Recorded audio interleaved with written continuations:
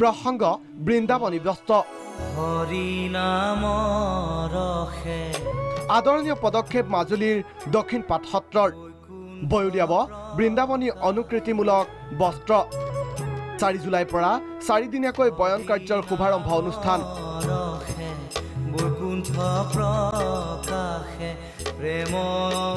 মুখ্যমন্ত্ৰীয়ে মাজুলীত 7 জুলাইত উদ্বোধন কৰিব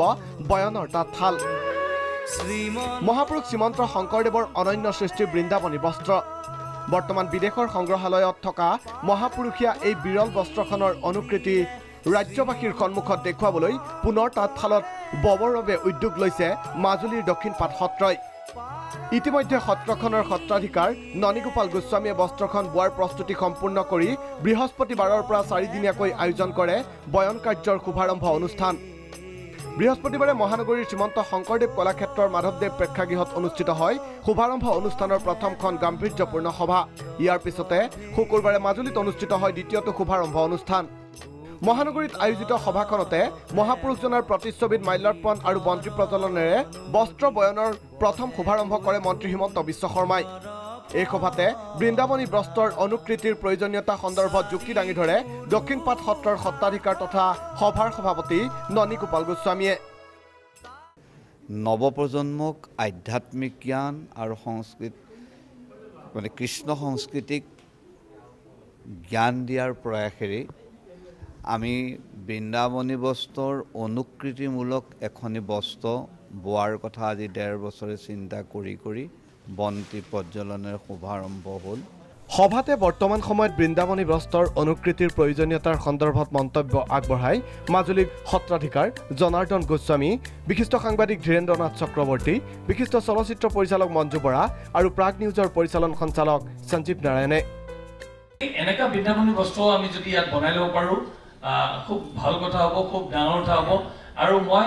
আহ্বান জনাইছোঁ অসমৰ ৰাইজলৈ যে আমি প্ৰত্যেকজনে আগবাঢ়ি আহি সাপোৰ্ট কৰিব লাগে বৃন্দাবনী বস্ত্ৰত আৰু অতি সোনকালে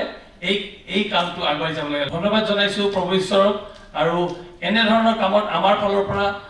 যি সহায় সহযোগিতা লাগে আমি সদায় প্ৰস্তুত হৈ থাকিম এই বৃন্দাবনী বস্ত্ৰ বৈ থাকোঁতে এদিন তেওঁ যাব পৰা নাছিল সেইদিনা মাধৱদেৱে বৈছিল আৰু তেখেতে শংকৰদেৱতকৈ কিছু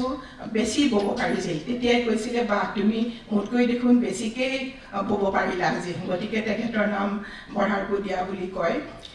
ইপিনে অনুকৃতিমূলক বৃন্দাবনী বস্ত্ৰৰ বয়নৰ যোজা কৰাৰ সময়ত সৃষ্টি হোৱা বিতৰ্ক সকলোকে পৰিহাৰ কৰিবলৈ গুৱাহাটীৰ সভাৰ পৰাই ৰাজ্যবাসীলৈ আহ্বান জনাই ৰাজনীতিবিদ তথা সমাজকৰ্মী কিৰীপ চলিহাই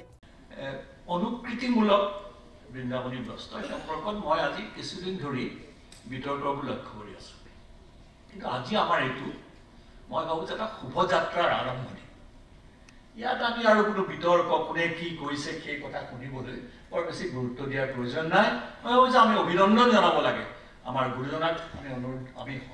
স্বাভাৱিকতেই আমি সাহস যোগাবলৈ আজি আহিছোঁ তেখেতৰ যে আমি শংকিত হ'বলৈ একো কথা নাই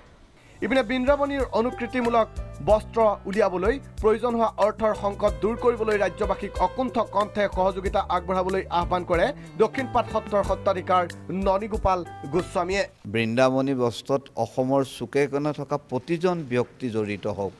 প্ৰতিজন ব্যক্তিয়ে এটকাৰ পৰা লক্ষ টকালৈ আমাক দিয়ক যাতে আমাৰ ইচ্ছা পূৰণ হয় জনসমাজলৈ আমি কিবা এটা আগবঢ়াই দিব পাৰোঁ অৰ্থৰ অভাৱত যাতে আমি পৰি নাথাকোঁ তাৰ কাৰণে ইচ্ছাই দিয়া দান আমি গ্ৰহণ কৰিবলৈ উদ্যত 7 জুলাইত শুভাৰম্ভ হ'ব অনুকৃতিমূলক বৃন্দাবনী বস্ত্ৰৰ বয়নৰ তাঁতশাল মুখ্যমন্ত্ৰী সৰ্বানন্দ সোণোৱালে কৰিব উদ্বোধন মহাপুৰুষ শ্ৰীমন্ত শংকৰদেৱৰ অনন্য তথা অপূৰ্ব সৃষ্টি বৃন্দাবনী বস্ত্ৰক এবাৰ দৰ্শন কৰিবলৈ প্ৰতিজন অসমীয়াৰ আকুণ্ঠ হেঁপাহ বিদেশৰ মাটিত থকা শংকৰদেৱৰ এই সৃষ্টিক ৰাজ্য তথা কেন্দ্ৰ চৰকাৰে অসমলৈ আনিব পাৰিবনে নাই সেয়া এতিয়াও অস্পষ্ট কিন্তু এনে সময়তে দক্ষিণ পাট সত্ৰৰ এনে পদক্ষেপে অসমীয়াৰ মনত সৃষ্টি কৰিছে অন্য এক আশাৰ সঞ্চাৰ ভিডিঅ' জাৰ্নেলিষ্ট শ্ৰীজুৰ সহযোগত মাজুলীৰ পৰা জ্যোতিষ কুমাৰ তামুলীৰ সহযোগত জোনজ্যোতি দত্ত বৰা ৰিপৰ্ট প্ৰাগ নিউজ